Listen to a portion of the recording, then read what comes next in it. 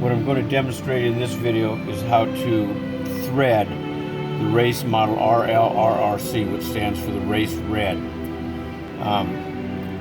What we do, the labels are rigged so they're pulling from the bottom of the machine. And coming towards you, we go over the guide roller here. We come out between the black roller and the red separator plate here. So we're between the black roller and the red separator blade. Now we're going to incorporate a piece of tape. What we do is we take the end, the leading end, and we go back to the top of the roll of labels and we tape it there.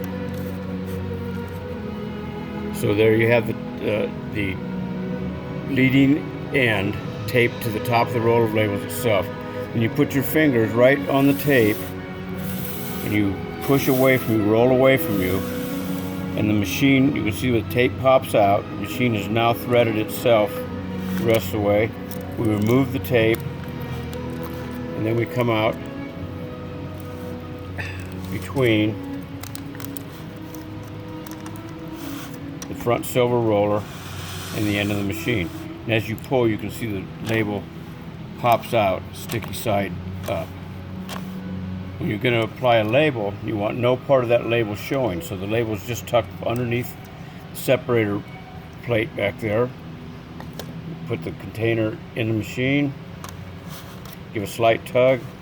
Once it's attached, you simply just roll the container and the machine takes care of the rest of the work, perpetuates itself and stops when the label's done applying. I'll demonstrate that one more time. Into the machine, a slight tug adheres the leading end of the label to the container. Then you simply roll the container.